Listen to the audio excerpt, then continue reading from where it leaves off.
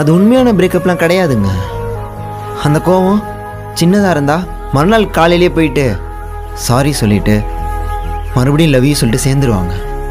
அதுவே ஒரு சின்ன சண்டையாக இல்லாமல் ஒரு பெரிய சண்டையாக இருக்கிறப்ப பிரேக்கப்புங்கிற வார்த்தையை மட்டும் யூஸ் பண்ணிட்டோம்னா அந்த கோவம் சரியாகிற வரைக்கும், அந்த சண்டை சரியாகிற வரைக்கும் 2 பேருமே சேர மாட்டாங்க.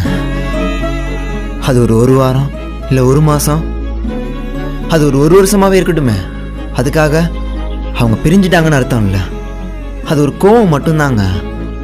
ஒரு நாள் திரும்ப ஒன்று சேருவாங்க. லவ் பண்ணும்போது 2 பேருக்குள்ள மறக்கவே முடியாத அளவுக்கு ஒரு நல்ல நல்ல மெமரிஸ்லாம் இருக்குங்க.